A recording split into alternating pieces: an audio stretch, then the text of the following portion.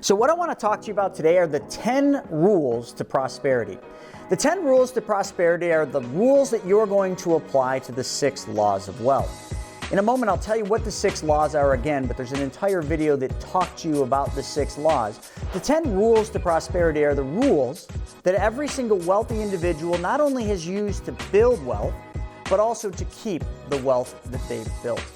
These rules are very important in your journey to success. Now, one of the things that you must always understand is with all the rules and the laws, they're going to differ for each individual, but they can't be changed. They can't be bent and they can't be modified, especially the laws to wealth.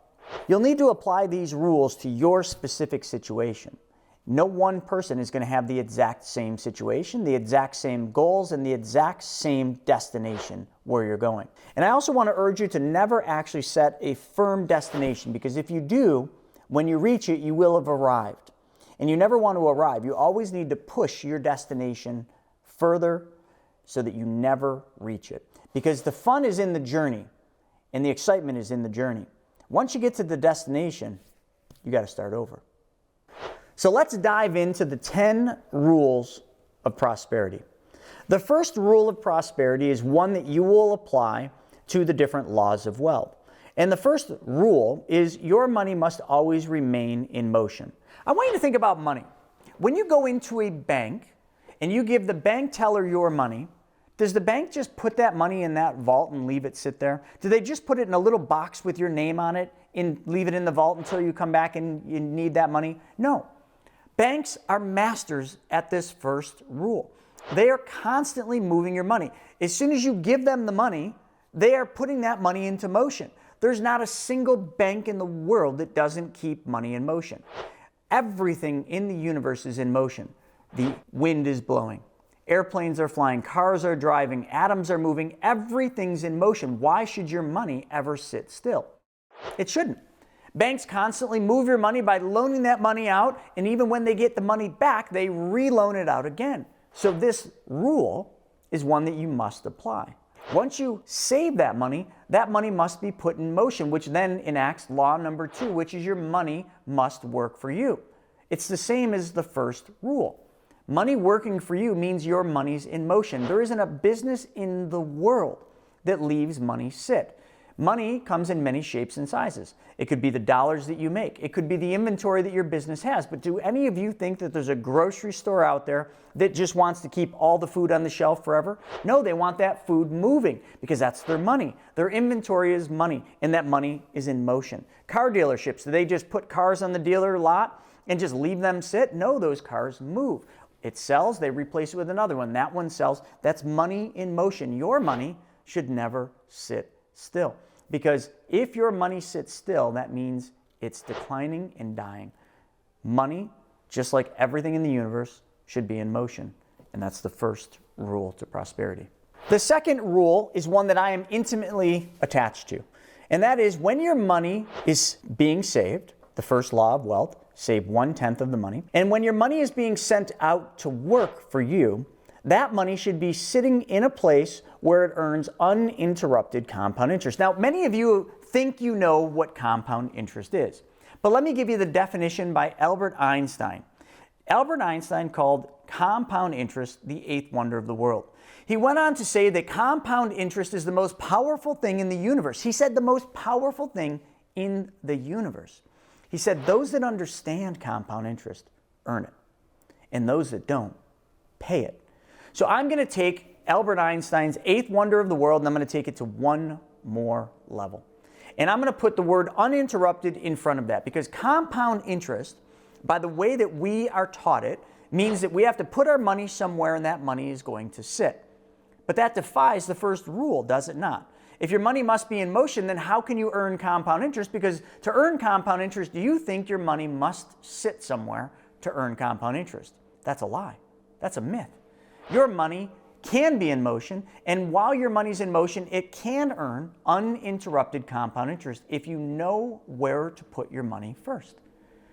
So I have lots of videos that talk to you about privatized banking, in the infinite banking concept. That is where you put your money, where it will earn uninterrupted compound interest. Because if your money's earning interest while that money is in motion, making you more money because it's working for you, now you've tapped into an ultimate environment. An environment that has a perpetual tailwind. Think of an airplane. You've been on an airplane when it's been flying in different environments, right? Because an airplane can fly in an environment with a headwind. You've heard the pilot come on. Shh, this is your pilot. We are flying at 30,000 feet and we are facing headwinds. So our flight is going to come in a little bit late. If you have connecting flights, make sure you make preparations and get ready to run your ass off because chances are you're going to miss it. Shh. That means the plane is flying in an environment with headwinds. You don't want your money flying in an environment with headwinds. Those headwinds when it comes to money are things like taxes, inflation, volatility, and money sitting still. You want to fly your money in an environment with uninterrupted compound interest, which would be the same as a plane taking off and flying with a tailwind. And you've heard the pilot when they come on with the tailwind. They're much happier. Psh, this is your pilot up in the cockpit. We're flying at 30,000 feet, and I just wanted to let all of you know we've got a nice strong tailwind. We're going to land a little bit early, so if you're hungry or you're looking for a cocktail, this would be the perfect time to do that because we're going to be 30 minutes early because of this wonderful tailwind. Shh. You've heard pilots say that. Your money needs to fly in the proper environment, which means rule number 2, make sure your money has uninterrupted compound interest behind it, that tailwind. The third rule to prosperity is probably one of the ones that is so violated. And this rule talks about being in control of your money. All of the different laws require you to be in control of your money because if you give up control, as the third law of wealth would talk about, protect your wealth. So if you're going to invest with somebody else that has wisdom and knowledge, that's fine. But you always want to try to maintain control of your wealth and of your money. And that's what this rule talks about. Changing where that money goes first and not putting it in somebody else's control, allowing that money to earn uninterrupted compound interest, and then allowing that money to go to work for you are all things that go right into this rule of you being in control of your money. Be very cautious about giving up control. And a lot of times in life we're lied to and we're taught to give up control of our money because we aren't good enough to handle our own money. We're not smart enough to be a good steward of our own money. All of those are myths and lies that you've been brought up to believe. And because you've been brought up to believe, you've given up control of your money to the bank. How many of you actually have money sitting in someone else's bank account? And I don't mean someone else's bank account, I mean the bank. The traditional bank. How much money do you have sitting there?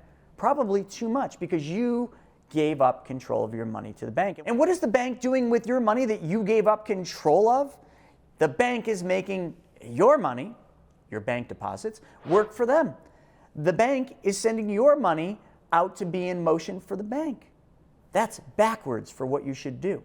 So always maintain control of your money under any circumstance. The fourth rule of prosperity is one that goes right along with the other three. And this one is, you must treat your money the same way you treat the bank's money. And when I talk about the bank, it's just because that's what most of us do. In other words, when you take a loan from the bank, from a credit card, or from anyone else, you pay them back, don't you? Of course you do. You have all the best intentions of paying the bank or the lender back.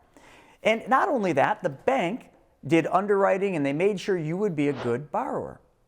So now, if you're going to change the way you handle money, if you're going to be in control of your money, if you're going to put an uninterrupted compound interest tailwind behind your money, and you're going to put your money in motion, don't you think it only makes sense that you treat your money the same way you would treat everybody else's money? In other words, if you wanted to buy a car and you went to your bank and you paid cash for the car, so you take the money from your bank and you paid cash for the car. I want you to think about your money that you've saved by following the first law of wealth. I want you to think about that the same way as you would if you borrowed the money from the bank. So instead of taking withdrawals from your bank, I want you to think of taking loans from your bank. And if you took a loan from your bank and you paid cash for the car, you should treat that money the same way you would have treated the bank's money if you were to have borrowed a car loan from the bank, which means you would have paid the bank back principal and interest. So now you're the bank. And in this rule, you have to treat your money, your bank's money, the same way you treated their bank's money, which means you should always repay your bank with interest and principal. But the best part about your money is you set the rules, you set the terms, you're in control. So therefore, if you take money in the form of a loan from your bank and you buy the car, well, how I do it is I would look at how much money would that car payment have been if I borrowed from somebody else's bank. So that keeps all things easy, because now I'm finding out what the best rate is that I could get from someone else's bank. I'm finding out what the best payment is that I could get from somebody else's bank. And I'm finding out what the terms are that match my needs and goals for this particular car purchase. Once I have those figured out, the dollar amount per month that I would have given away to somebody else's bank is the exact dollar amount I put back in my bank. So when I take money from my bank to buy a car, I then set up a bill pay for the same exact monthly payment as I would have paid somebody else's bank, because I am following the rules of prosperity. And I am treating my money the same way I would treat the bank's money. Now we're on to the fifth rule of prosperity. I kind of already explained it in the fourth rule, where you treat your money the same way you treat the bank's money. And when you take money from someone else's bank, you pay them back with interest. So this rule is exactly that. Always pay yourself back with interest. If you remember the laws, the first law was you save 1/10 of your money. The second law is you put your money in motion. You make your money go to work for you. And when your money's working for you, it then produces offspring in the form of interest, dividends, and profits. I'm talking about the interest portion. If you used your own money to buy something you normally would finance, well, pay yourself back with interest. The interest rate you charge is up to you. You set the rules. You're in control of your money. It's your bank. And when you treat your money the same way you treat the other people's money or the other bank's money, well, then it only makes sense to pay yourself back with interest. Hopefully this makes sense, because this is one that a lot of people can't make sense of. They think, well, I've already saved the money. It's my money. Why would I ever have to pay myself back with interest? Folks, it's simply because these are the rules. Because you would have paid everybody else back with interest. Why would you not pay yourself back with interest? It only makes logical sense, but this is the opposite of everything you've been taught. So that's why this rule tends to be complicated for people. The sixth rule of prosperity is always recycle and recapture money. So what do I mean by that? Well, right now, chances are most people have debts, credit cards, car loans, lines of credit. So if we took the money that we've been saving by following the laws, and we then sent that money to go work for us, but the way we sent that money to go work for us was we paid off debts that we already had. So if I pay off a credit card, and I used to give that credit card $100 a month, which was interest and principal, this rule says that I should recycle and recapture the money I was giving away. So if I was giving the credit card company $100 every single month, which was interest and principal, the other rules we already said, what I need to do is, now that I've paid that credit card off, I should recycle and recapture that $100 that I used to give away to the credit card. You see, one of the fastest ways to build wealth is to just take back the money that you're giving away to everybody else. Well, that's what this rule says. Recycle and recapture the money you give away. We're now on the seventh rule of prosperity. This one's very simple. Wealth takes time. Do not rush it. Building wealth is a marathon. It is not a sprint. So understand, getting into this, that to build true wealth, it's going to take time. So please don't be in a rush. Please don't put other things ahead or try to bend the laws or change the laws. Just follow the laws and apply the rules to those laws. And this is an important one, because wealth will always take time, and you need to be in this for the long haul. So the eighth rule of prosperity is never allow your money to be lazy. Now, I know we keep talking about keep your money in motion. We're talking about make your money go to work for you, but let's talk about the money that you're not thinking about. Most of you own real estate or have a house that you live in. chances are that house has equity in it, which means over time, because of market conditions and different things, that house has appreciated in value. That appreciation has then resulted in you having equity in the house. Equity is no different than if you owe X and your house is worth Y, the difference between that is the equity that you have. But a lot of people just allow that equity to sit lazy on the couch or sit lazy in the rafters of the house. You're violating the rules of prosperity by doing this. That lazy money needs to also be sent out to work for you. Get that money out, take home equity lines of credit, use the equity that you've built to then go out and work for you and apply the rest of the laws and rules to that lazy money. We are on the 9th rule of prosperity. This one simply states, don't live above your means. Don't chase desires that you don't need. Because if you do, it will force you into debt. It will force you to live beyond your means. I know too many people that buy things that they don't need with money that they don't have. And that is exactly what the 9th rule of prosperity says. Live within your means. Craft and create a well thought out budget that accounts for 10% of your gross income to be kept and put into savings.